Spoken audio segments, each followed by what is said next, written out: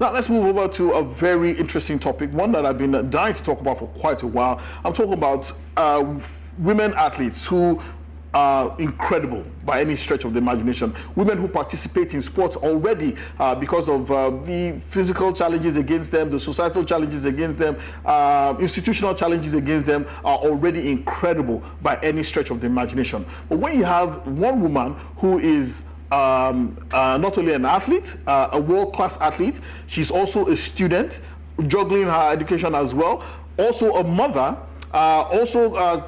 based in a foreign country far away from home, and also nursing an Olympic dream, that you know that kind of a person is no longer just super. She's a superwoman, and it is with nothing but absolute pleasure that I'd like to welcome Omolara Ogunmakinju, formerly known as Omolara Ogunmakinju, to a Game On tonight. Thank you so much for joining us. Oh yeah, which one did I miss? Which wife. Wife, yes, wife, very important as well. Wife, also very important. Thank you so much for joining us tonight on Game On. It's an absolute pleasure having you on the show, and I must start by saying first and foremost that you are an inspiration to many, both men and women, about the power of dreams, about how perseverance and hard work, dedication can take you really, really far. So first and foremost, I'd like to say welcome to the show and congratulations on your career so far. But let's start this way.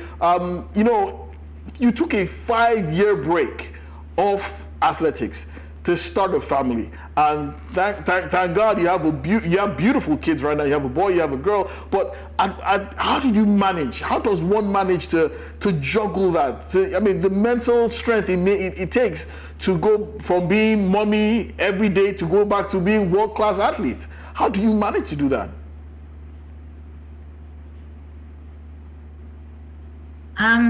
It's just that after I took a break from track at the year 2016, I just decided on what next to do. And I said, okay, let me go back to school and along the line, back to my career as a track athlete. So I kind of trying to balance the both together, even though it's not that easy for me to do. But thanks to my wonderful and supportive husband, who make it possible for me, and also to God, who make it more easier for me.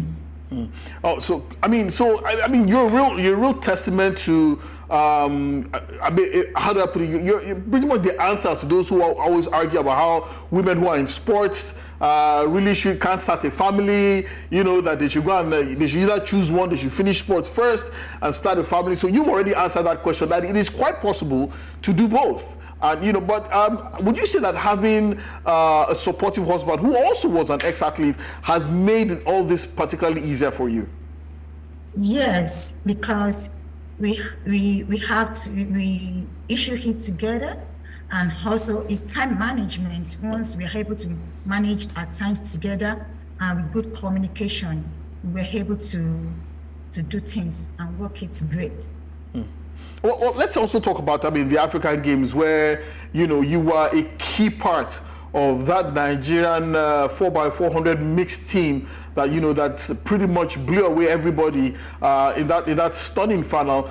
Going into that final, especially into the fourth leg, Nigeria was actually second behind Botswana, but you ran a fantastic anchor leg, ensuring that Nigeria actually won that particular event. So congratulations again. That's one of the highlights of the African Games for me. How do you manage this?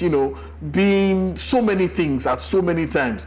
And when you're home, you're mommy. When you're on the track, you're a Nigerian athlete. Also, you're in the class as well. And then you're also nursing an Olympic dream, which you're on the verge of achieving. How do you manage to, pick up so many things? I know they do say that women are really great at multitasking, but how do you manage it?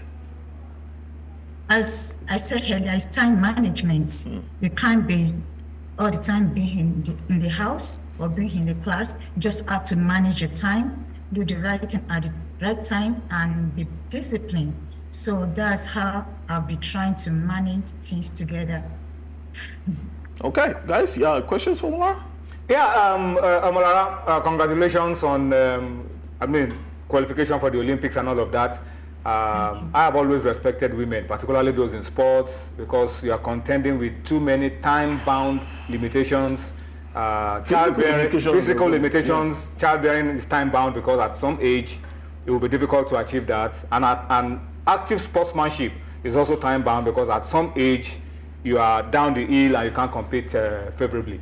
But you've been able to manage that. I want you to take us through that race at the Africa Games where you ate up that Botswanan lady, that that final leg where you did that magic for us. And for me, that was one of the highlights of the African Games. And then also ask you, what's your mindset? What's the mood like for you? What are you expecting from the Olympic Games? A lot of people believe we have a good chance of getting on the podium in the 4x4 mixed relays. Are you sharing that optimism? Yeah, let me just go to the whole African game. God did it. When I received the betting, it just seemed like I'm not going to cover up. But when I remember the execution of the race, my race plan, in which I had back on and it worked for me. So I so much believe that in the mixed 4x4, my teammates will be training hard and we have a winning mentality that we're going to put smile on Nigeria's face, and we plead to the Nigeria that they should keep praying for us, and by God's grace, we mount the podium. So what's the mindset? What's the mood like? Are you optimistic about our chances of finishing on the podium? And are you guys in the mixed relays? Are you guys prepping yourselves, psyching yourself up to go out there and try to do it for Nigeria? Yeah, we are in the camp in the Germany, so we are training hard, working towards the Olympics. So we try hard our efforts, all what we can. We are trying to be disciplined and also the right thing to do at the right time. We're trying to do that. So with God, we believe it's going to work for us. Okay. Hi, Omolara. Interestingly, you're in Saarbrücken. I think that's where the Nigerian wrestling team also are getting ready for the Paris Olympics. I don't know if your paths have crossed with the wrestling team though. But I really wanted to ask, you broke into the scene when you were 19, and interestingly, you went to the Olympic Games in London, 2012, that same year. If you're going to look at the Olympics team, I mean, that 4x400 or that athletics team of 2012 and compared to the one we have right now, I mean, what do you think? Which do you think is strongest as we approach the Paris Olympics? Do you think the 2012 side compares better to this one of 2024? Oh, no. Now, presently, we have a good team compared to 2012. Like in the female, we have like 51. We have like 50, in which in 2012, also we have like 49, at least 49 for us in the 4x4, and also 51. But the guys are not much strong. So, but now we have guy running 44. So hopefully, we believe we're going to perform better this time.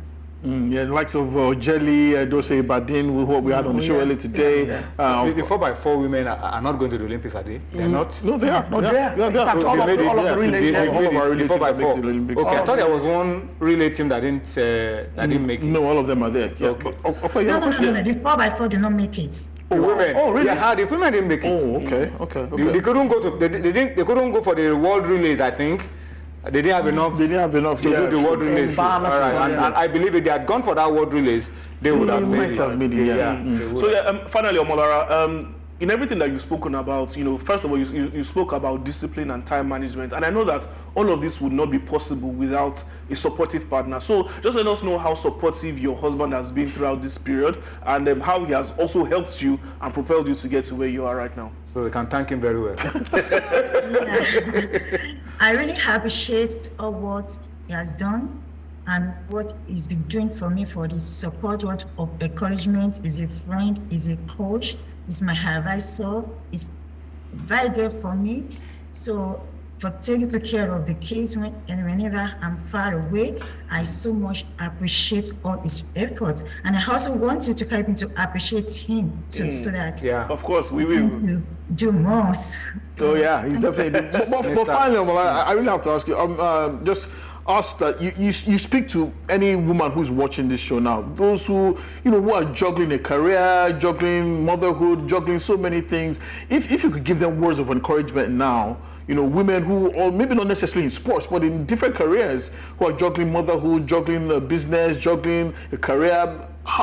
What words of encouragement would you give them now?